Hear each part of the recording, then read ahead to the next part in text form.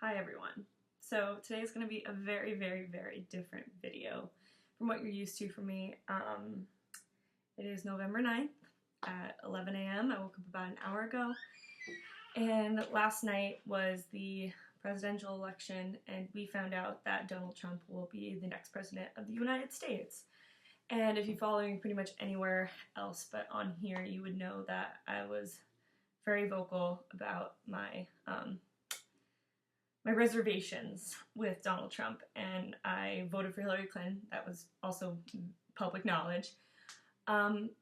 So clearly not thrilled about the results, and I've thought a lot about kind of how this could have happened, because I mean, I'm sure if you're not from the US, I'm sure you have kind of seen what seems like a crazy shitstorm, and we don't even know how this is happening. It feels like imaginative people are voting for this person, because everybody I see, which is obviously going to be a more liberal kind of audience, but everything I see online or whatever is just like, who is this person? How is this person nominated? So obviously the people I follow tend to lean more liberal, because millennials on the internet tend to be more liberal. I'm just getting ready for school, don't mind me. This is going to be a very fun get ready with me.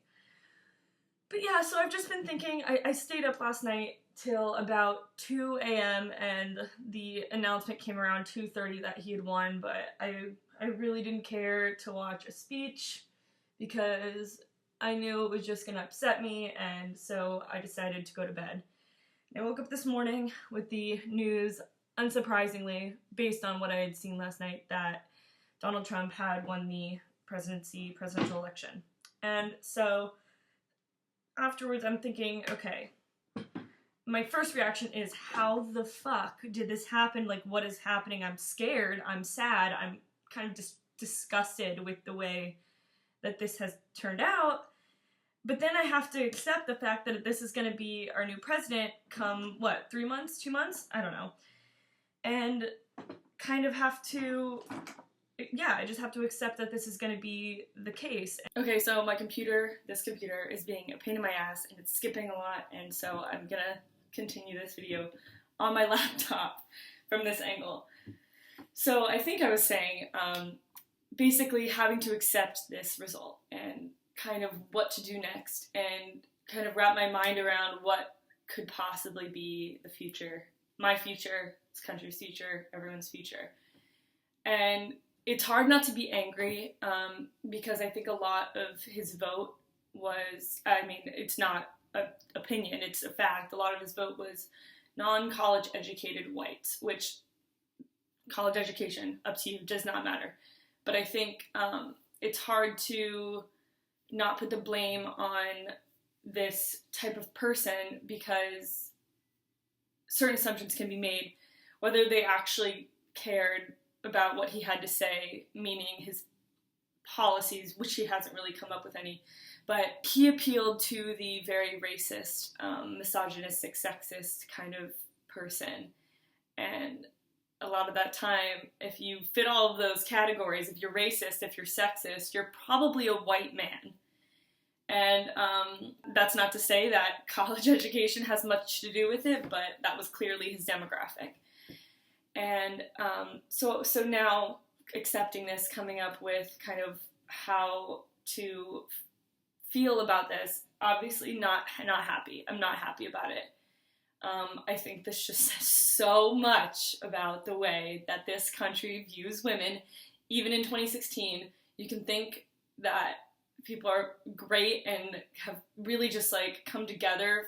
The feminist movement is just like one of the greatest things that's happened, well, kind of resurgence of it in the last 5 years or so, with really, really amazing young people. Like, I always think of Emma Watson and her He for She, and how great that campaign is and was when it first kind of came out. And it's really hard to not think that all of those steps that those people have taken, and people like me have taken, to kind of make it a better place for women, and especially women of color, and just women that fall into a minority category. As a white woman, I am blessed. As a white woman, I have privilege. And I think it's hard for people who haven't lived. I think a lot of my kind of open-mindedness didn't really come from the way that I was raised. That's not to say that, like, my parents aren't racist, my parents aren't homophobic, my parents aren't sexist, but I wasn't raised I wasn't raised around people that weren't like me, really. And so moving to New York, I'm going to start doing my makeup, but moving to New York, I think really, really opened my eyes to a lot of kind of different people that I would have never, ever gotten to meet or kind of see firsthand.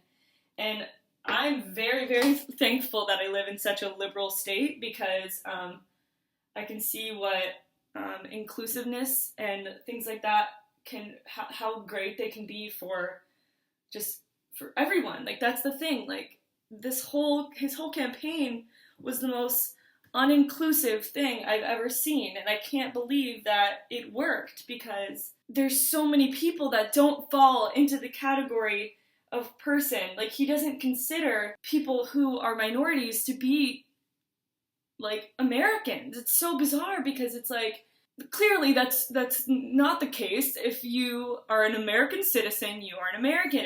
If you identify as American and you live in this country, and whether you're here legally or illegally, you still have a say. And that's kind of how this country has been running, at least in the past, since Obama was here. But even when Bush was in office, like, it wasn't like this. It's so bizarre that we are kind of back in this place. And his whole Make America Great Again thing, I thought it was hilarious. I was watching a John Green video, and he was like, what period of time are you referring to? What period of time was America so great that you want to get back to? Because was it when slavery was a thing? Was it when women couldn't vote? Was it when we were in the Great Depression? When was it? When was that period? And I think, unfortunately, what a lot of his supporters, I don't want to generalize, because I know a lot of really educated people who voted for Trump, and that's just because they think Hillary's a liar. But guess what? I've come to the conclusion that I think Donald Trump's whole campaign was a lie. Meaning, I don't think he fucking actually believes half the shit he said. I think he just knew that it worked, and it appealed to the worst person, the worst part of every person, which is that racist, that sexist, that person that is so sick of the way things have been going, that person that feels forgotten. I think that person is the person whose economic welfare has not really improved, and that's not great. We don't want that, but that doesn't necessarily mean that because you've been excluded from this kind of economic growth in this period of really, like, we've had like a great last 8 years. Say what you would about Obama, but our GDP is higher than it's been in a long ass time. Our unemployment rate is lower than it's been since Reagan was in office. It's like, he did a great job, especially given that he had to follow George W. Bush, who fucked us harder than we've been fucked in a long time. And it's sad that that's kind of the person that he knew he needed to appeal to. He's not a dumb guy. He's obviously smart. And he knew what he had to say to get that vote. And he said it. He has said really nothing to apologize for the whole grab him by the pussy situation. He hasn't really, he apologized, but I would hardly call it an apology. But that's because he didn't need to. And he knew that. And his campaign knew that. He basically addressed it and acknowledged it, because obviously he has to. You can't not acknowledge that. But he didn't really apologize for it, and that's because, it sounds like crazy, but that's because those people who really like the racist and homophobic and sexist and all the horrible things he says, that's because those people thought it was funny, or they thought it was just normal guy talk and kind of do it themselves, or just play it off as something so much less significant and so much less horrible than it was. And I know this is going to be a really long video, and I'm really sorry, but I just have so many thoughts about this. Like, I don't think he really necessarily, okay, well, obviously he said that when he didn't know he was being recorded. I think he's a sexist. I also think he's a racist. But I don't think he's actually going to do half of the things that he said he will do. He's not going to build a wall. That will not happen. He isn't going to ban Muslims. That also won't happen. I think he believes that global warming is real, but he also just doesn't want to admit it because his supporters don't believe it. And so he has to say certain things in order to get ahead, and it worked. And now that it's worked, I don't think he's going to be the person that he kind of came off as in his whole campaign. That being said, still think he's a shitty person because he has said things behind closed doors that are actually disgusting, and he has done things like potentially rape a 13-year-old girl, and that's going to court. So, I mean, what happens in December when that goes to court? What if he's found guilty? Like, what do we do then? Like, how does this all work? Not sure. This is the most fucked up election I could have ever possibly conceived in my brain, and it's like the fact that it turned out the way it did is actually, it doesn't seem, I shouldn't be surprised is what I'm trying to say. I shouldn't be surprised because this whole election was just one surprise after another, and it's really made no sense to me how we kind of have gotten to this place. But I really thought genuinely in my heart that he wasn't going to win. And I feel like I did my part. I did as much as I could have, but I know there are probably people out there who felt like they could do more. I mean, I'm sure anybody can always do more, but I feel like I really did not expect that. And I should have, because that's just kind of how this whole year has been going. It's been one fucking shocker after another. And I kind of feel sad, mostly because it just shows like a lack of compassion and a lack of understanding for people that are different than you. And it's like, I really thought we were farther and we were kind of better than that. Especially like the Supreme Court legalized gay marriage, like what, wasn't this past summer, but it was the summer before that. So like, it's not been very long, and another huge fear, obviously, if you're not from the US, this stuff might not make sense, but the president obviously doesn't make all the decisions himself.